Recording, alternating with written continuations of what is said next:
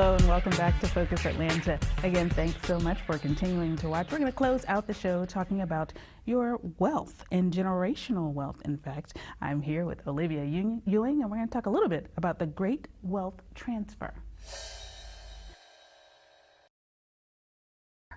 Thanks so much for coming on the show. Thank you for having us.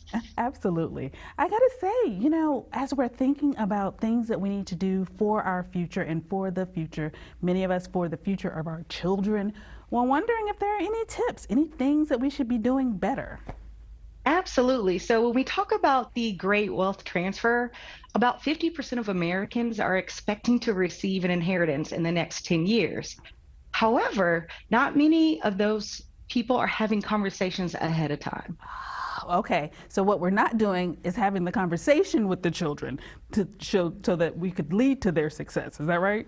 Exactly. So we tend to see it fall in three buckets. We either avoid the conversation, assume we've already had some sort of conversation, or we address it. And we really want to focus on addressing those conversations ahead of time, all throughout the lifetime of that giving. Oh, you're right. You're right. I mean, when you put it like that, that's exactly what happens. We avoid it because we don't want to think about our own demise. You know what I mean? Nobody wants to have those conversations, but we really got to do better. What are some small steps to kind of start introducing the topic? Absolutely. So the first thing to remember, it's not a one and done conversation. So it doesn't have to be this big, scary conversation that we're all having just one time, but it's really about instilling those life lessons and values over time and understanding that. And then the second big thing is maybe having someone to help you do that. And that might be where a financial professional or financial advisor comes into play. Oh, now that just blew my mind because you know what? That's exactly what we all think of, that one big, scary conversation that's looming. And you're saying no, small things, small conversations, bringing it up here and there in different, stages of life are, those are ways for us to do this better. Yes, absolutely.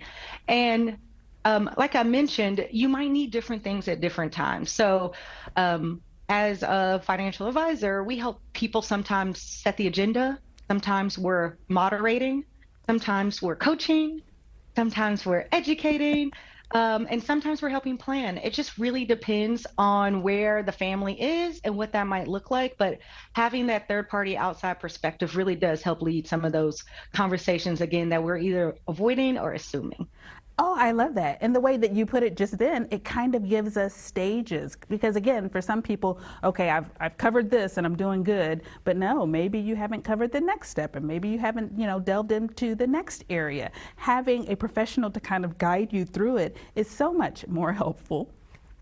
Yes, and we'd like to think so too. And oftentimes we also help bring in other professionals to that conversation, whether that's an attorney or a tax professional to help you throughout that plan. We are able to help bring that network to you as you're trying to solve some of those things.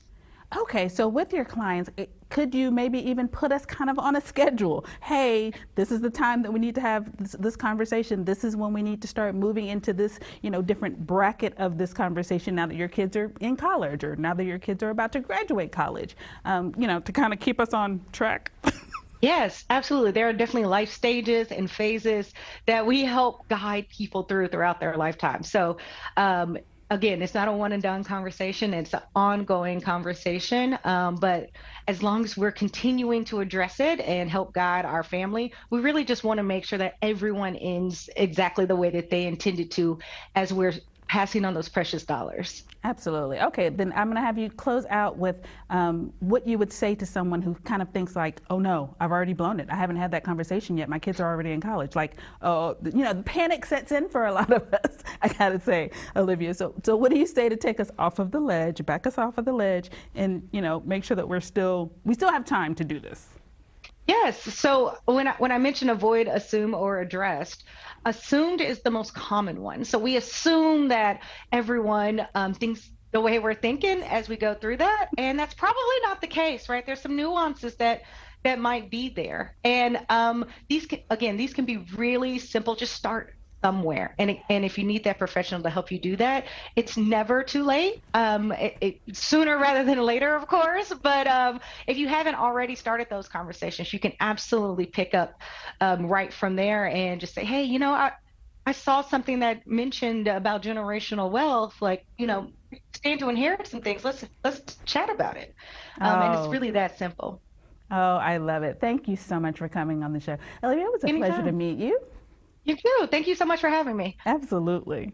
All right, guys, you have the website there. Please take the opportunity to go to the website, learn a little bit more. Perhaps you need a financial advisor to help you get on the right track if you started the conversation, or perhaps if you need to get it started. Thanks, guys, for tuning in to this week's episode of Focus Atlanta. I hope to see you next Sunday here on WUPA.